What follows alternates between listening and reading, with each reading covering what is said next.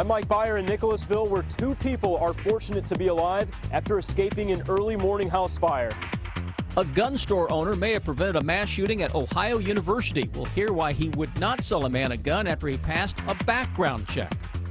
U.S. military veterans from all over the Bluegrass are in Camp Nelson. We'll tell you why coming up.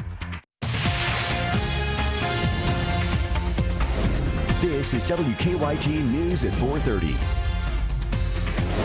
Good afternoon. Sam Dick and Amber Philpott reporting. Two people are safe today after escaping a massive house fire in central Kentucky overnight. That fire broke out just before 3 this morning on Hawthorne Drive near Lone Oak Golf Course in Nicholasville. The flames were so intense that at one point firefighters had to get out of the home fearing it might collapse. WKYT's Mike Byer has reaction from neighbors. It's our top story at 4:30.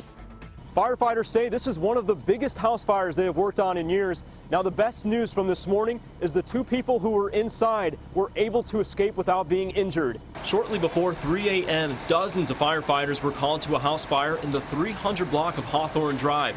Firefighters tell us when they arrived on scene that the home was engulfed in flames. They say the two people living in the home, a woman and her nephew, were already outside when they arrived.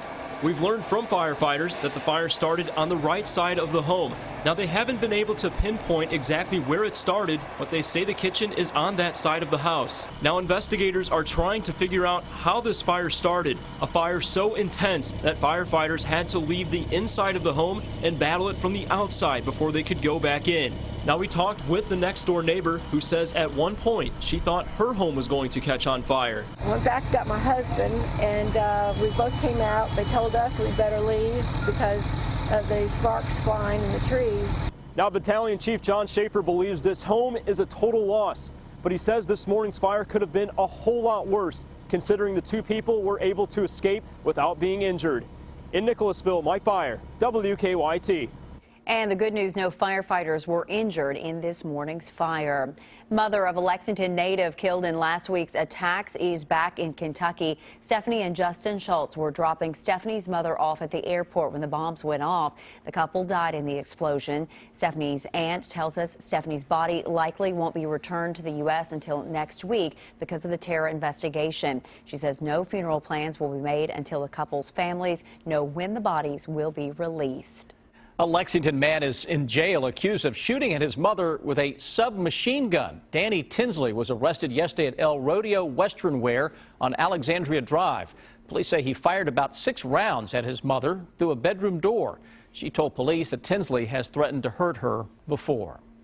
Plans for a possible mass shooting, police say, were stopped thanks to an alert gun shop owner in Ohio. 25-year-old James Howard tried to buy a rifle last week, but the store owner refused to sell it to him. Now Howard faces multiple charges. Adriana Diaz is in Logan, Ohio with the story. John Downs makes his living selling guns, but he may have saved lives by turning down a customer. I said, I can't sell you the gun.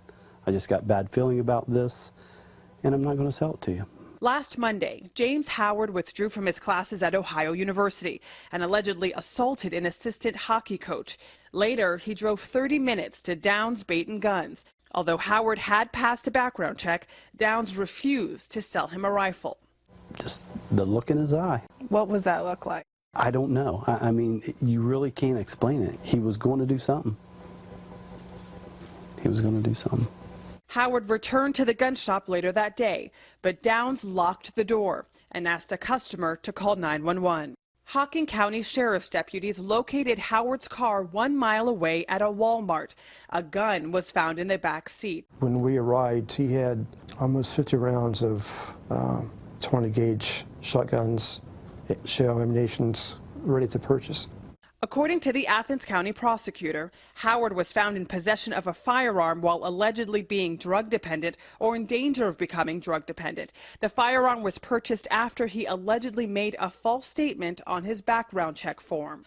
Howard is currently being held at a regional jail. His bond was set at $125,000. Police say he does have a known history of mental health issues. He'll be arraigned on April 6th. Adriana Diaz, CBS News, Logan, Ohio. Police said Howard had been living in Athens but had recently returned to Canfield near Youngstown, where he had left his cell phone. Investigators had pinged the phone hoping to find his whereabouts. Detectives say they believe Howard was trying to throw off police so they would not know where he was after a planned attack. Well, it is a beautiful day here in the Bluegrass. Temperatures getting back into the 60s for us. It's beautiful out there, but another big rainmaker is on the way as we head through the midweek. Let's check in now with Chief Meteorologist Chris Bailey. Hi, Chris. Hi, guys. Those numbers today a little warmer than yesterday. Yesterday was downright chilly, albeit on the sunny side. Today, we're up a few degrees tomorrow. When I show you the same temperature map, we're going to be showing a lot of red on that map. Right now, it's a little bit of yellow showing up. So we're anywhere from 2 to 4 or 5 degrees above the same point yesterday afternoon.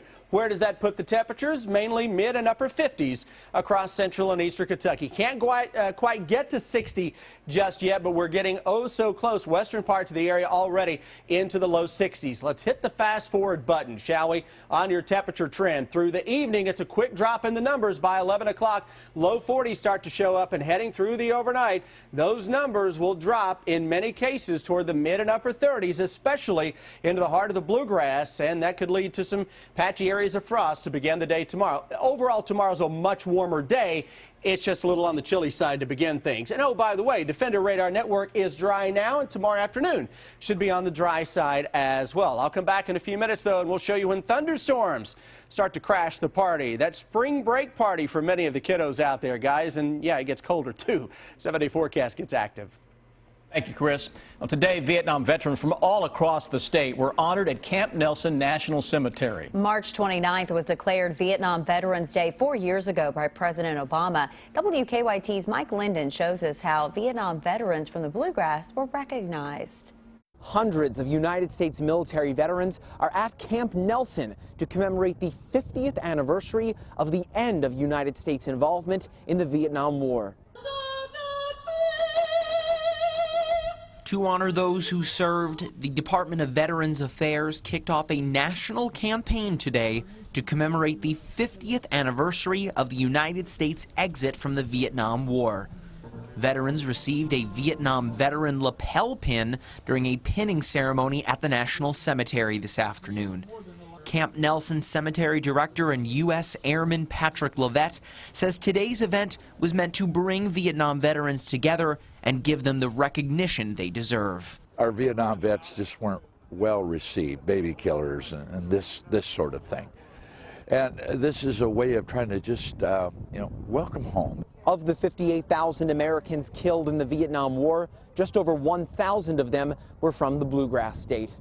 In Jessamine County, Mike Linden, WKYT. Coming up on WKYT News at 5:30, hear from a United States Marine who served the military for over a year in Vietnam.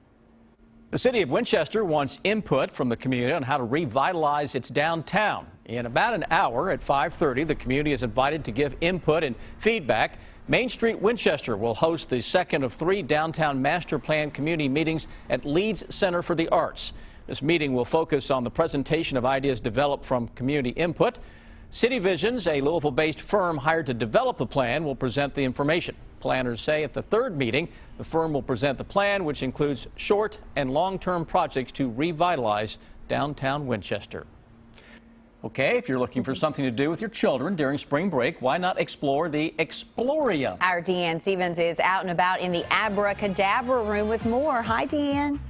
Hey, good afternoon, guys. We are here at the Explorium for Spring Break Week. I'm practicing my magic here in the Abracadabra room. Callie Turner is with us. I mean, you've got a bunny and a hat appearing and all kinds of things. You can even come out, you can even make your own disappearing act here. Pull a rabbit out of a hat, disappear into a cheetah print wall. It's a lot of fun in this room. This is great interaction for the kiddos when they come out here during Spring Break Week. You have all kinds of, what is this table here? It's called Have a Ball. Yes, the air pressure suspends the ball, so not only are kids learning about magic, but they can learn about science and math as well.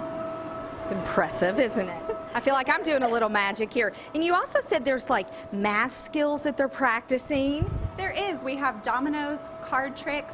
The kids can learn all kinds of things. connect those, right? Yes. That kind of domino, not the falling over domino. The card tricks here, you mentioned experiment with magic. What are the age groups you guys serve here at the Explorium? Really preschool age to middle school, but even when the high schoolers and the parents come in, they have just as much fun. I was going to say, kids of all ages are fascinated by magic, aren't they? Of course, and everybody loves hands-on things, no matter what age you are. Okay, even a slide. Now tell me what the slide over here does. I'm intrigued by this one. This is teaching you how magicians move, how they get where they need to be. So this is just a fun way to experiment with that. How they disappear too, right? Because that's the magic sometimes I wish I had at my house. Oh, yes, right. Sorry, Dean, to move all the way over here, but this is my magic trick for the day. It's called the disappearing act, which she mentioned a little bit ago. Explorium, you can check it out for spring break this week. What do folks need to do? Come down 440 West Short Street, drop on by and come see us. Okay, do they need to register the kiddos first? You don't. You can just come on by whenever you want to. We're open 10 to 5. Okay, my magic trick for the day is called the disappearing act. I'm Deanne Stevens, out and about. Enjoy your spring break. Abracadabra, right? Never to appear again, I guess. Well, there is a new but familiar face on the country music scene and exciting news for fans of carpool karaoke. Suzanne Marquez has your eye on entertainment. James Corden is headed to primetime to celebrate his first year as host of the CBS Late Late Show. And you can tell everybody. He's made his mark singing karaoke in cars with superstars, and tonight he'll get behind the wheel with singer and actress Jennifer Lopez for his Late Late Show Carpool Karaoke special. I sat down with James Corden here at the CBS Hollywood studios to find out which karaoke matchups over the past year stand out the most. Well, you know, just Elton John to be singing those songs with him. I just feel lucky to do the show every night, really, is the truth. The Late Late Show Carpool Karaoke special airs at 10, 9 Central on CBS. Not enough whiskey in the world tonight. Kiefer Sutherland is taking on a new role, country singer. The actor debuted his first song and video, Not Enough Whiskey. His first album is due out this summer, and he's scheduled to kick off a national tour next month. And NCIS director Andrew Travers made a cameo appearance on last night's NCIS Los Angeles show on CBS. It's actually shooting on the range and doing a reload and little things like that. The real NCIS agency has a close relationship with the show, but Travers says he doesn't plan to quit his day job. That's your eye on entertainment. Suzanne Marquez, CBS News, Hollywood. Actress Patty Duke has died. The former child star passed away Tuesday from sepsis stemming from a ruptured intestine. Her real name was Anna Pierce. She won an Oscar in 1962 for her role as Helen Keller in the film The Miracle Worker. But she was most known for her 1963 sitcom, The Patty Duke Show. In a statement, her talent agency called Duke, among many things, a mental health advocate and a cultural icon. Patty Duke was 69 years old. Well, you gotta love today. I mean, really pretty out there, a little cool, but still spring-like, I think. But it's spring. It's supposed to be that way, right? Sure. And Chris Bailey, it's not some weird roller coaster ride today. It's kind of calm out there. It is. Today's one of those few days that we have over the next week to where things are actually calm. They're actually quiet. I think we get one more day, then all of a sudden that roller coaster ride you mentioned really kicks into high gear. So go ahead and get your tickets now. Current temperatures upper 50s to around 60. Blue skies, Frankfort, Jackson, Corbin. We are at 60, 57 right now. Lexington, blue skies over top of us as well. And as we look across the entire area, cool spot 55, Mount Sterling into Maysville, 57 Lexington or Richmond, Danville down to 55 as well. But a couple of pockets of thermometers flirting with 60 degrees, even a low 60 across far southern and southeastern parts of the area. Overall, that's a good looking afternoon, but with dry air in place, a little word of caution. If you're going to be out this evening, as soon as the sun sets, boy, that temperature is going to drop very, very quickly. We'll drop it into the 40s shortly after sunset. We'll track the numbers and that roller coaster ride that is ahead of us a little later on. Hopefully things are a little calmer on the roads out there than what we're going to be seeing weather-wise the next few days. Let's check in with my man, Officer Don. Don. As we get a look at Lexington traffic flow, in pretty good shape right now with nothing major happening on the interstate. Also seeing normal red on Nicholasville Road, but to lighter than normal on Clays Mill, which is great news. Drive times this afternoon to Nicholasville running about 15 minutes now. Georgetown's 14, Paris will take about 20, and then to Richmond about 23 minutes from Hamburg across the Clays Ferry Bridge. Now back to you in the studio. Officer Don, thank you. A mystery solved in a skydiving bunny. It's the video that will have you talking. Take a look at this. A family in Ohio had an Easter Sunday surprise after making a special discovery. April Pope and her family were taking their annual Easter walk around their family cemetery, and they found a balloon. And it read, "Hello," all the way from Cisco, Texas. She posted a picture of it online in hopes of finding the person who released it. And thanks to social media, she did. The young lady who released the balloon is Avery Lewis, an 8th grade cheerleader who lives 950 miles away. I was bored and wanted to ride on it and let it go and see if someone would find it. Well, they did. Avery says she got the balloon from her family ahead of her varsity cheerleading tryouts. And by the way, she did make the team. Good luck charm there. A skydiving bunny aiming for an Easter egg hunt at a Pennsylvania church didn't quite make his mark. The bunny landed in some nearby woods in a suburb of Pittsburgh. But once the bunny made his way to the church, the waiting children and parents got to have their much anticipated egg hunt. It's tough being a skydiving bunny. It is. Do you know that personally? I don't know that personally. I can just imagine it would be very tough for you to hit your mark there. He had lots of padding, though. Yeah, he did. He had a buffer zone there. On that note, please stick with us. Here's what we're working on for you now at 5 o'clock.